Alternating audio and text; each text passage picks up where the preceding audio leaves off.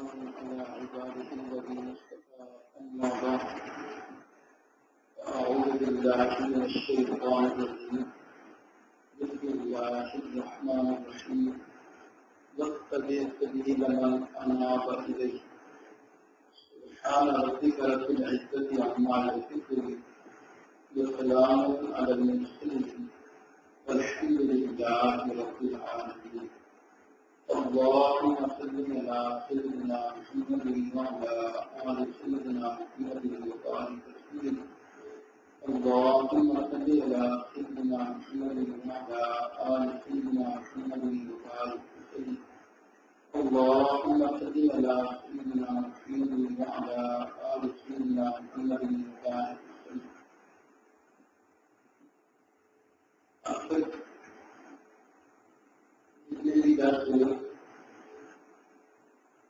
قرآن اور حدیث شریف کے حوالے سے یہ بتایا گیا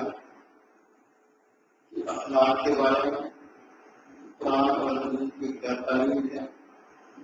ایمان کے بارے میں کیا تعلیم ہے، نماز کے بارے میں کیا تعلیم ہے، ذکر کے بارے میں کیا تعلیم ہے اور توبہ کے بارے میں کیا تعلیم ہے۔ لیکن ایک بات ذہن میں رکھیں، کئی چیزیں دین اسلام میں ایسی ہیں کہ بندہ صرف قرآن اور حدیث کو دیکھ کر ان کو سمجھ نہیں سکتا۔ بندہ کہے کہ میں خود قرآن کو دیکھ کے سمجھ لوں گا، تو کئی چیزیں ایسی ہیں صرف قرآن اور حدیث کو دیکھ کر بندہ ان کو سمجھ نہیں سکتا۔ اگر صرف کتاب سے دین سمجھ میں آ جاتا تو اللہ تعالیٰ کسی بھی نبی کو نہ بھیجے۔ چنانچہ ایسا تو ہوا کہ نبی آیا مگر کتاب نہیں آئی، کہتے نبی آیا دین سکھا کے چلے گئے، لیکن ایسا کبھی نہیں ہوا کہ اکیلی کتاب آئی اور صاحب نبی نہ آئے۔ پتہ چلا کہ دین کو سیکھنے کے لیے رجال اللہ کا وجود زیادہ ضروری ہے۔ کتاب بھی ضروری ہے، کتاب کی بھی اہمیت ہے، لیکن رجال دین سکھانے والا استاد، دین سکھانے والا مربی، نبی پیغمبر، اس کا وجود زیادہ ضروری ہے۔ اسی لیے مثال مشہور ہے کہ کھانے پکانے کے بارے میں کتابیں چھپی ہوئی ملتی ہیں، لیکن کوئی بھی بندہ صحیح معنوں میں اس کتاب کو دیکھ کے کھانا نہیں بنا سکتا جب تک کسی استاد سے سیکھے گا نہیں کہ کتنی آنچ رکھنی ہے، کتنی دیر اس کو پکانا ہے، کیسا اس کا ٹیسٹ بنانا ہے۔ یہ چیزیں استاد سے آتی ہیں، مگر نہ پھر وہی ہوگا کہ دیکھتی نے دیکھ کر نمک ڈلے اور معاملہ خراب ہو جائے۔ تو دین اسلام میں بھی یہی معاملہ ہے۔ کسی نے کہا نہ کتابوں سے نہ وعظوں سے نظر سے پیدا، دین ہوتا ہے اللہ والوں کی نظر سے پیدا۔ اگر کسی نے دین کی تکمیل کرنی ہے اور دین کو سیکھنا ہے تو اللہ والوں سے سیکھے گا۔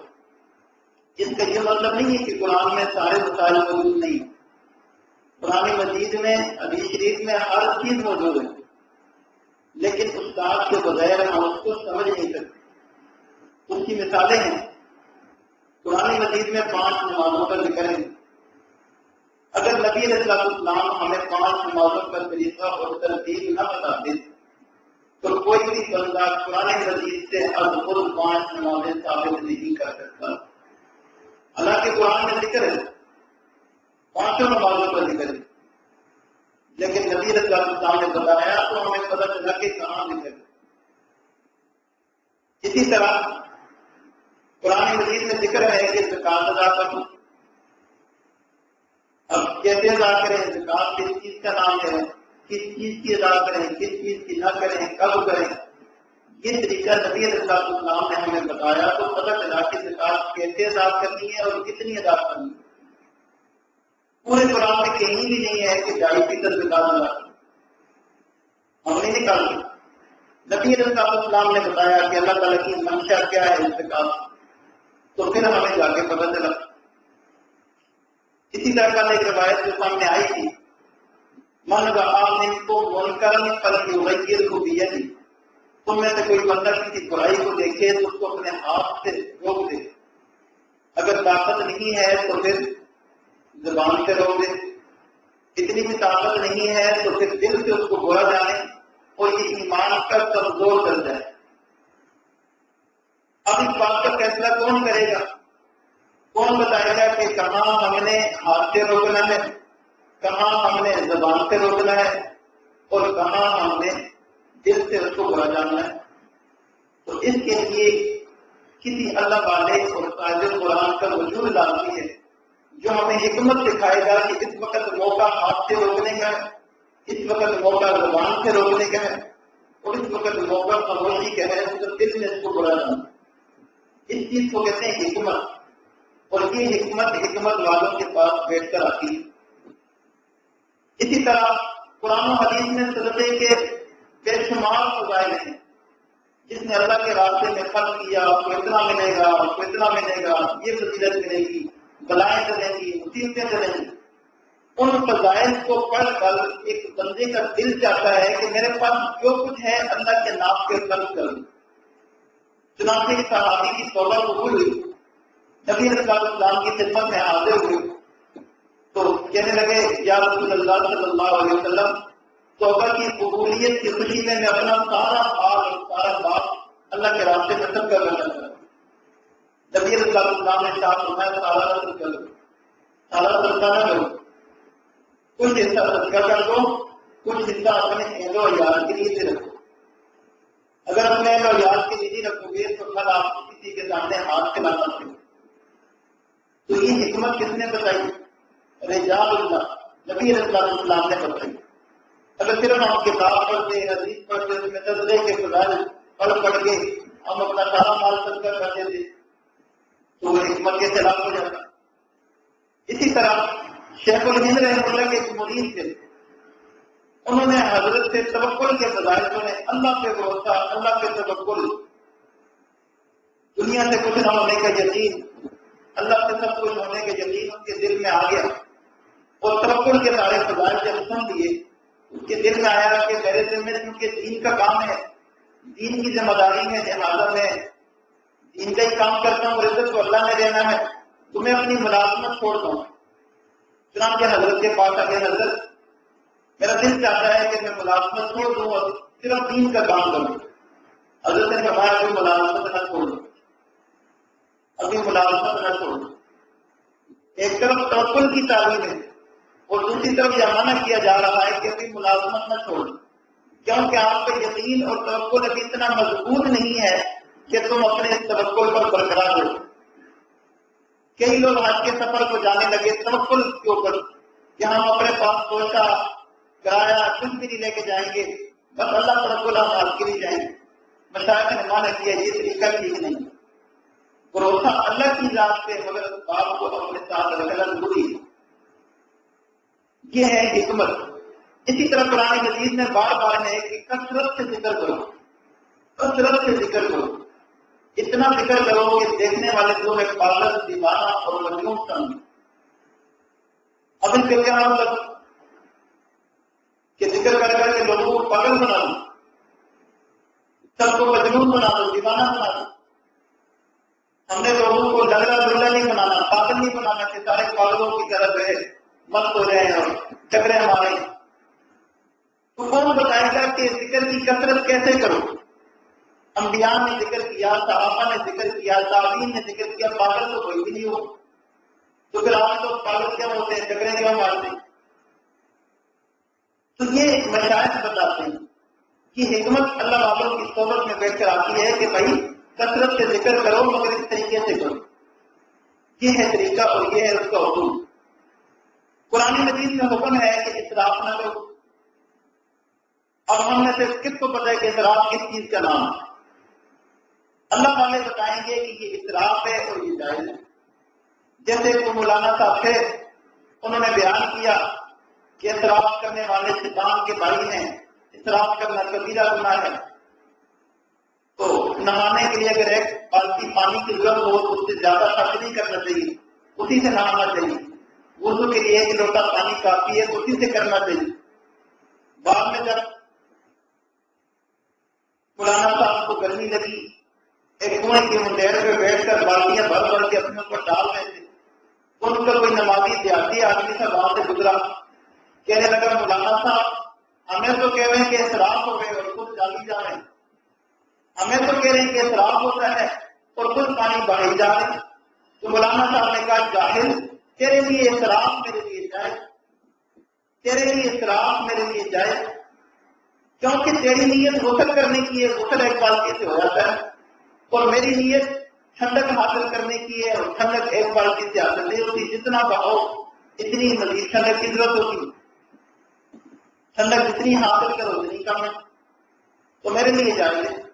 تو اب یہ اللہ والے بتاتے ہیں کہ یہاں یہ اسراف ہے اور یہاں یہ اسراف نہیں، صورت ایک جیسی ہے لیکن ایک جائز ہے اور ایک ناجائز ہے۔ پھر قرآن مجید میں حکم ہے کہ دنیا کو چھوڑو، تو دنیا کو ہم کتنا چھوڑیں؟ ہم نے یہ جو کپڑے پہنے ہیں بتاؤ یہ دنیا ہے آخرت ہے؟ دنیا کو چھوڑو تو پھر کپڑے اتار دو۔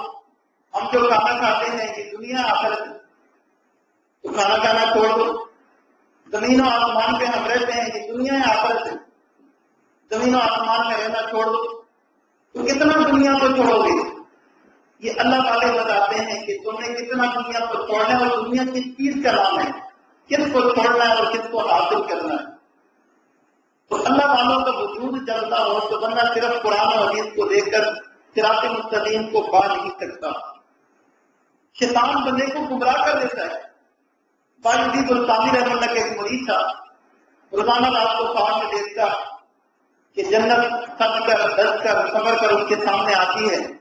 اور فرشتے اس کو کہتے ہیں کہ یہ تیرا گھر ہے، یہ تیرا مسکن ہے، جیسے ہی تو فوت ہوگا تیرا یہ ٹھکانا ہوگا۔ اور بڑا خوش کہ مجھے تو روزانہ جنت جو ہے دکھائی جاتی ہے، جنت کی سیریں کروائی جاتی ہے۔ تو حضرت نے اس کو سمجھایا کہ بھائی ایسے اپنے آپ کو اتنا اچھا نہ سمجھو، عجب کا شکار نہ ہو، کہ ویسے ہی دھوکہ ہے۔ تو وہ کہنے لگا لو میرے حضرت کو بھی مجھ سے حسد ہو گیا، میرے شیخ کو بھی مجھ سے حسد ہو گیا، اللہ نے مجھے اتنا مقام دیا، مجھے جنت دی، جنت دکھائی، اب میرے شیخ کو بھی اچھا نہیں لگ رہا کہ یہ جنت دیکھ رہا۔ حضرت نے فرمایا اچھا بھائی ایسا کرنا کہ آج رات جب خواب میں جنت کو دیکھو تو لا حول ولا قوت الا باللہ پڑھو۔ اللہ کی شان اگلے دن اس نے جب رات خواب میں جنت کو دیکھا تو اس نے خواب میں پڑھا لا حول ولا قوت الا باللہ، جیسے ہی اس کا لا حول ولا قوت پڑھنا جنت غائب ہوگی، سمجھ گیا کہ یہ شیطانی دھوکہ ہے۔ لا حول ولا قوت پڑھنے سے شیطان بھاگ جاتا ہے، تو وہ شیطانی منظر تھا، اس کو پتہ چل گیا کہ واقعی یہ شیطانی منظر ہے۔ تو اللہ والے بتاتے ہیں کہ کہاں شیطانی دھوکہ ہے اور کہاں رحمانی بشارت ہے، ورنہ تو انسان گمراہ ہو جاتا ہے۔ اس لیے کسی نے کیا خوب کہا، نشہ پلا کے گرانا تو سب کو آتا ہے، نشہ پلا کے گرانا تو سب کو آتا ہے، مزہ تو تب ہے کہ گروہ کو گرے پڑوں کو جو ہے سامنے ساتھی، گرتوں کو سامنے ساتھی، مزہ تو تب ہے کہ گرے ہوئے کو سامنے ساتھی۔ تو اس لیے مربی اور شیخ کا وجود ہونا لازمی ہے۔ ہر کارے کے بے استاد باشد، یقین دانی کے بے بنیاد باشد۔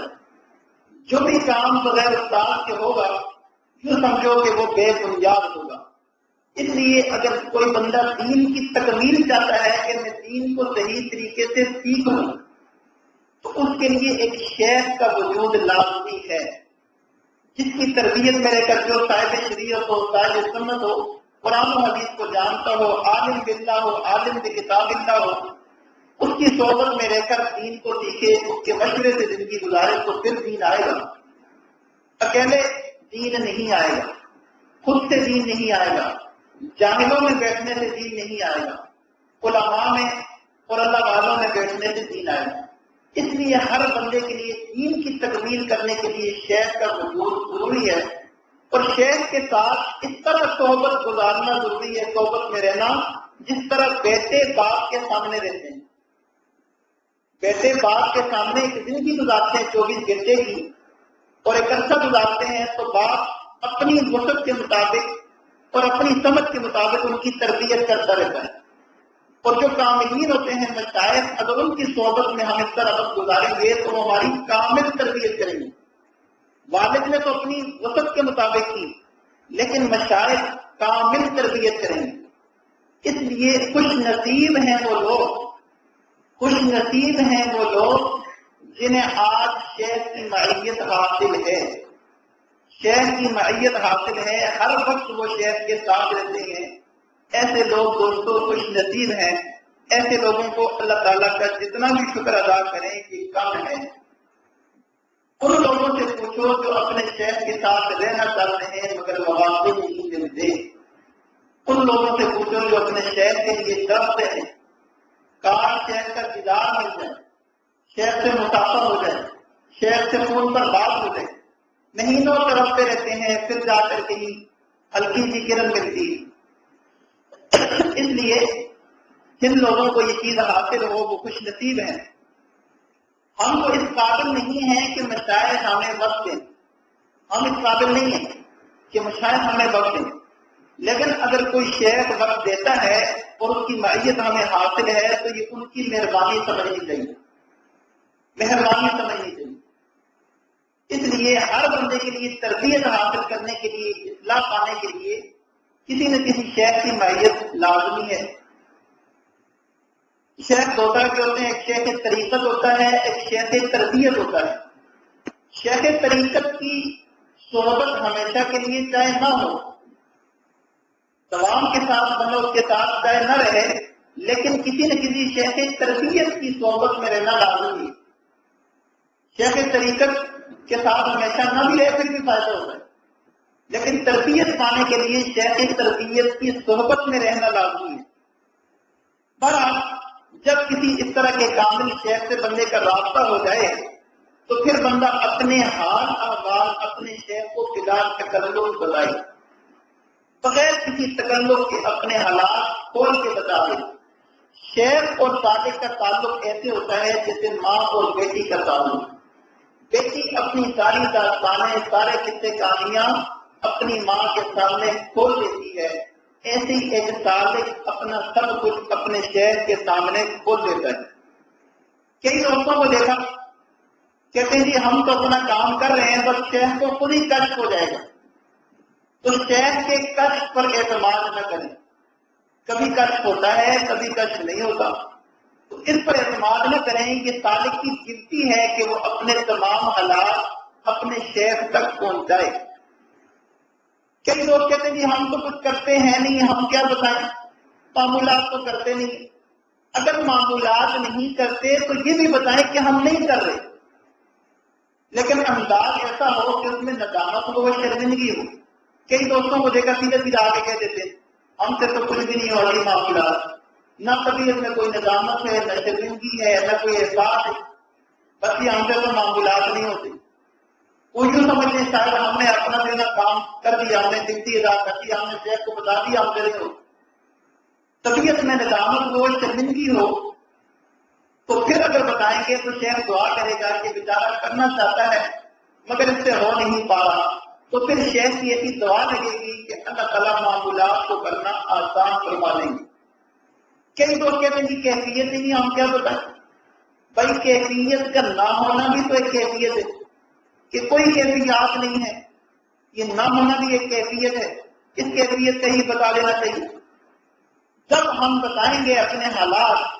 تو پھر شیخ کو کشف ہوگا۔ عام طور پہ دیکھا یہ ہے کہ جب ساتھی بتاتے ہیں اپنے حالات تو پھر ان احوال سے متعلق کشف ہوتا ہے مشائخ کو، پھر پتہ چلتا ہے کہ یہ شیطانی ہے اور یہ رحمانی ہے۔ دوست اپنے خواب سناتے ہیں تو جو اچھا حصہ ہوتا ہے وہ سنا دیتے ہیں، جو تھوڑا ادھر ادھر کا ہوتا ہے اس کو حذف کر دیتے ہیں، تو الگ الگ دل میں ڈال دیتے ہیں کہ حقیقت بات کیا ہے، اصل بات کیا ہے، اور اشارہ کس چیز کی طرف ہے۔ کئی لوگ کہتے ہیں شیخ سے گھبراہٹ پڑی ہوتی ہے، ڈر بڑا لگتا ہے، تو شیخ کوئی بلا تو ہے نہیں، کوئی شیخ جو ہے کوئی اور مخلوق تو ہے نہیں، تو گھبراہٹ کی بات جب تعلق جوڑا ہے دوستی کی، شیخ اور تعلق کا آپس میں دوستی کا تعلق ہوتا ہے۔ ہمارے حضرت نے فرمایا کبھی کسی کو اپنا مرید نہ کہنا، جو بھی آپ سے بیٹھ ہو اس کو اپنا دوست کہنا۔ تو شیخ اور طالب کا تعلق آپس میں دوستی کو ہوتا ہے، تو دوستوں سے کوئی گھبراتا ہے تو شیخ سے گھبرانا نہیں چاہیے، بلکہ شیخ کو اپنا دوست سمجھنا چاہیے اور بلا تکلف ہو کے اپنے حالات بتا دینے چاہیے۔ کئی دفعہ بندہ پریشان ہوتا ہے جی کوئی حالات نہیں، کیفیات نہیں، پتہ نہیں مجھے فائدہ ہو بھی رہا ہے یا نہیں ہو رہا، بیٹھ ہوا ہوں، پتہ نہیں نسبت کے اثرات منتقل ہو رہے ہیں یا نہیں ہو رہے۔ تو اس بارے میں امام ربانی مجدد ربانی رحمۃ اللہ نے فرمایا دو چیزوں کا خیال رکھو، دو چیزوں کا خیال رکھو، ایک اتباع سنت، سنت کی اتباع کرنے میں کوئی کمی کوتاہی نہ ہو، اور دوسرا جو ہے محبت شیخ، شیخ کی محبت اور عقیدت میں کمی نہ ہو۔ اگر ان دو چیزوں میں کمی نہیں ہے تو باقی بے فکر رہو، اللہ تعالیٰ تمہارا کام ضرور کریں گے۔ آپ کٹے ہوئے نہیں ہیں، آپ جڑے ہوئے ہیں، آپ کو ضرور فائدہ ہوگا۔ کئی لوگوں کو دیکھا کہ مرتے وقت انہیں نور نسبت مل جاتا ہے اور اس نور کے ساتھ دنیا سے رخصت ہوتے ہیں، اور سب سے بڑی تو ہماری کامیابی یہی ہے کہ ہم دنیا سے جاتے وقت نور ایمان کے ساتھ، نور نسبت کے ساتھ جائیں۔ اس صحبت شیخ کے بارے میں خواجہ معصوم رحمہ اللہ کا مکتوب فرماتے ہیں الغرض کام کا مدار صحبت اور توجہ پر ہے جو کہ محبت و سپردگی کے ساتھ جمع ہوتی ہے۔ ایک جانب سے محبت اور سپردگی ہو اور دوسری جانب سے توجہ ہو تو پھر کام بنتا ہے۔ اگر ایک جانب سے سپردگی نہیں ہے، اپنے آپ کو پیش ہی نہیں کیا جا رہا، شیخ کے پاس جاتے ہی نہیں ہیں، دور دور رہتے ہیں، اپنے آپ کو شیخ کے حوالے ہی نہیں کرتے، تو شیخ پھر کیوں توجہ دے گا؟ مشائخ کو اس بات سے روکا گیا ہے کہ جو بندہ جب تک سپردگی نہ کرے اس کے اندر کوئی باطنی تصرف نہ کرے۔ اس بات سے روکا گیا ہے کہ جب تک کوئی بندہ سپردگی نہ کرے اس کے اندر کوئی روحانی تصرف نہ کرے۔ جب کوئی اپنے آپ کو سپرد کرے تو پھر آپ کو اختیار مل گیا، اب آپ اپنی مرضی سے تصرف کر سکتے ہیں۔ اس لیے کہا گیا کہ مشائخ سے ایسا تعلق رکھیں جیسے میت غسل دینے والوں کے ہاتھوں میں، میت غسل دینے والوں کے ہاتھوں میں، غسل دینے والے اپنی مرضی سے میت کو جیسے اٹھاتے ہیں، جیسے غسل دیتے ہیں۔ بعض دفعہ کیفیات کا ظہور ہو جاتا ہے، کیفیات ختم ہو جاتی ہے، تو ان کیفیات کو بحال کرنا اور تازہ کرنے کا حل بھی یہ ہے کہ انسان اپنے شیخ کے پاس جا کر خصوصی توجہات لے، خصوصی توجہات اور دعائیں لے گا تو وہ نسبت دوبارہ راسخ ہو جائے گی۔ اصل میں جب تک نسبت مضبوط نہیں ہوتی، کچی پکی نسبت ہوتی ہے، تو شیخ سے دور ہونے کی وجہ سے وہ کیفیات اور اثرات کم ہو جاتے ہیں۔ جب یہ نسبت راسخ ہو جاتی ہے تو پھر شیخ چاہے دور بھی ہو، بندے کی کیفیات زیادہ متاثر نہیں ہوتی۔ اور بعض مرتبہ طلب ایسی ہوتی ہے کہ ایک ہی نظر میں کام ہو جاتا ہے۔ ہمارا یہ جو راستہ ہے سلسلہ عالیہ نقشبندیہ کا، یہ نبوت کے کام کے مشابہ ہے، اس میں کمالات نبوت ہیں۔ جیسے نبی علیہ السلام کی صحبت میں صحابہ کرام ایک نظر آتے تھے، ایک نظر آ کے نبی علیہ السلام کو دیکھتے تھے، نبی علیہ السلام کی ایک نظر ان پہ پڑتی تھی، ان کو سارے کمالات حاصل ہو جاتے تھے۔ تو بعض دفعہ ہمارے اس راستے میں مشائخ کی ایک توجہ اور ایک نظر سے من کی دنیا بدل جاتی ہے اور من کی دنیا میں یہ نور منتقل ہو جاتا ہے۔ لیکن طلب اور محبت تو ہو۔ خواجہ محمد سعید صاحب ہمارے سلسلے کے بزرگ گزرے ہیں، ان کے پاس ایک مرید آیا، 2 دن ٹھہرا، حضرت نے ان کو روحانی نسبت منتقل کر دی۔ کئی 200 سال سے حضرت کے ساتھ وقت گزار رہے تھے، انہوں نے پوچھا حضرت کہ 2 دن آیا اور آپ نے اس کو نسبت منتقل کر دی، ہم تو اثرات سے آپ کے ساتھ ہیں۔ فرمایا بھائی یہ دیا سلائی اپنا درست کر کے آیا تھا، صرف رگڑنے کی دیر، آپ لوگوں کی دیا سلائی درست نہیں، آپ لوگوں کا جو رابطہ ہے وہ ٹھیک نہیں ہے۔ اس لیے اس سفر کو طے کرنے کے لیے اور دین کی تکمیل کرنے کے لیے، جیسے کل کہا گیا تھا ایمان کی تکمیل، اس سے پہلے نماز کی تکمیل، اور آج کس کی تکمیل؟ دین کی تکمیل۔ مطلب یہ ہے کہ پورا دین اگر کسی نے سیکھنا ہے تو اس کے لیے کسی شیخ اور مربی کا وجود ضروری ہے، اپنا ہاتھ کسی نہ کسی کو دینا پڑے گا تاکہ وہ آپ کو پکڑ کر چلائے۔ خود چل نہ سکو گے اس سفر میں، ہم چل رہے ہیں آئیے ہمارے ساتھ چلیے۔ شیخ ثانی رحمہ اللہ فرماتے ہیں اگر ہوائے کی سفر داری بنا دامن راہ پر بغیر و بن گیا، اگر اس سفر کی خواہش رکھتے ہو، چاہت رکھتے ہو تو کسی راہبر کا دامن پکڑو اور پھر اس کے ساتھ چل پڑو، یہ سفر طے ہو جائے گا۔ اگر نہیں پکڑو گے تو یہ سفر طے نہیں ہوگا۔ دعا ہے اللہ تعالیٰ ہم سب کو اللہ والوں کی مشاہد کی قدر کرنے کی توفیق عطا فرمائے اور صحیح کامل مربی ہمیں عطا فرمائے، ان کے ساتھ جڑ کر استفادہ کرنے کی توفیق عطا فرمائے۔ وآخر دعوانا ان الحمد للہ رب العالمین۔ کچھ دیر کے لیے مراقبہ کریں، آنکھوں کو بند کریں، سر کو جھکائیں، دنیا و معافیہ کے خیالات دل سے نکال دیں اور یہ تصور کریں کہ اللہ کو دل کی رحمت آ رہی ہے، دل میں آ رہی ہے، دل کی ظلمت اور جائی گلوڑی اور معاشرت کی شکریہ میں پکار رہا ہے۔ اللہ اللہ اللہ، اپنی توجہ دل کی طرف، دل کی توجہ اللہ رب العالمین کی طرف کچھ دیر دنیا و معافیہ سے ہٹ کر کے اللہ رب العزت کی یاد میں ہوئی چاہیے۔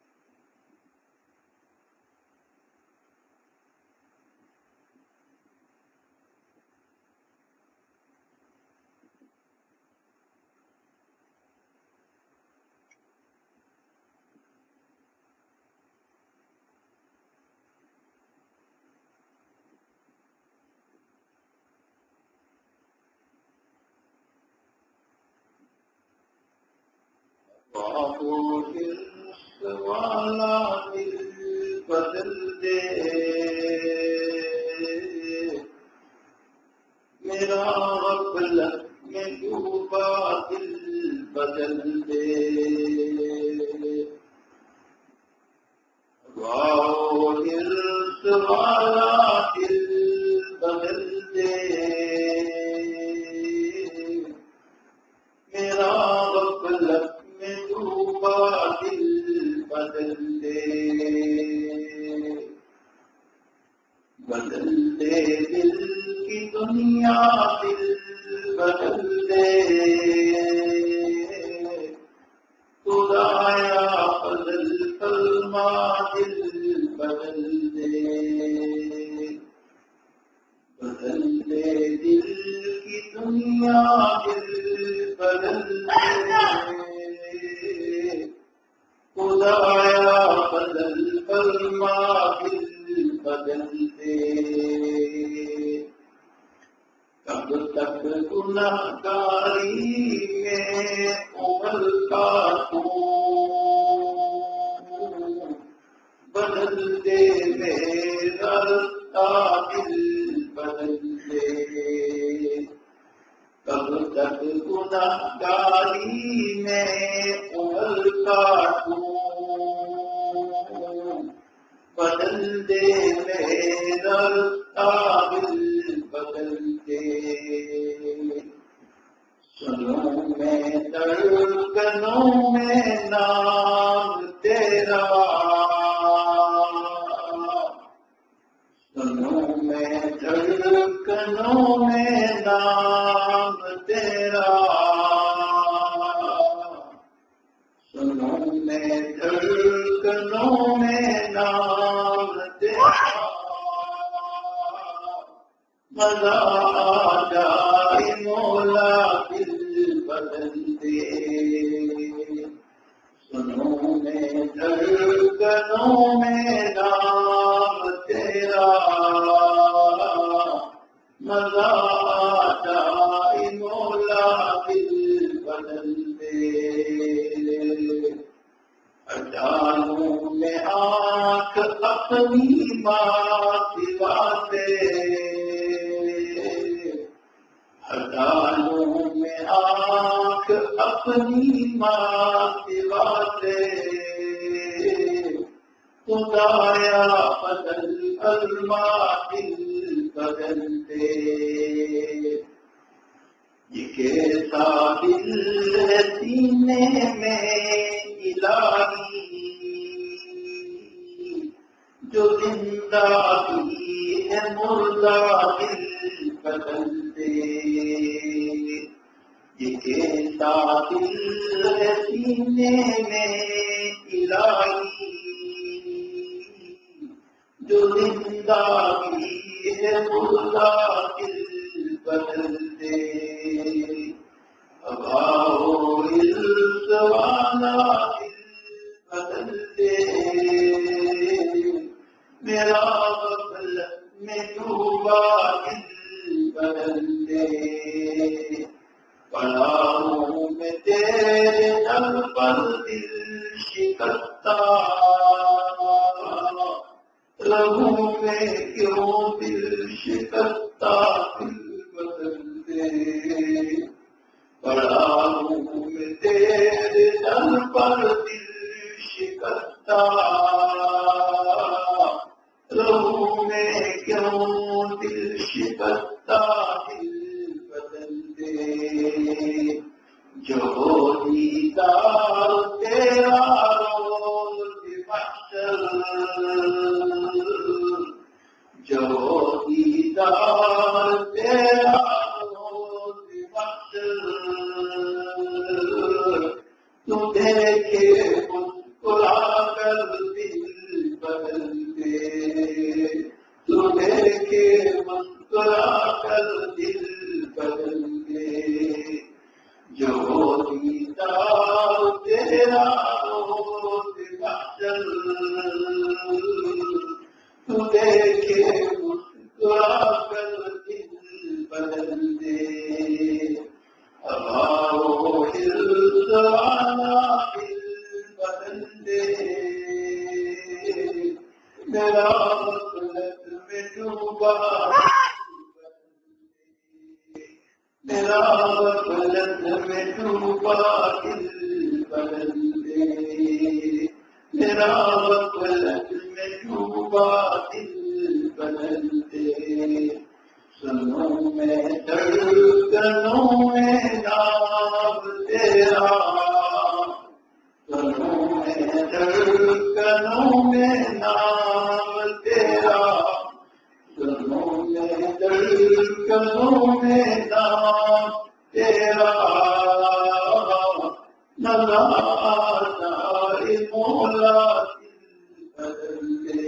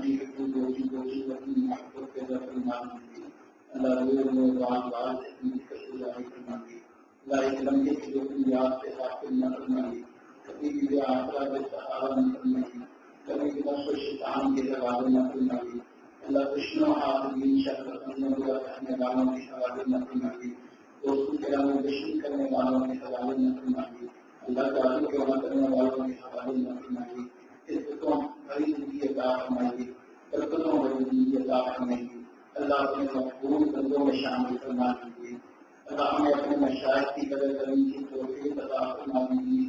اللہ ہمیں اپنے شیخ کی معیت عطا فرما دیجیے، اللہ ہمیں اپنے شیخ کا ساتھ عطا فرما دیجیے، اللہ ہمیں اپنے شیخ سے استفادے کے مواقع عطا فرما دیجیے،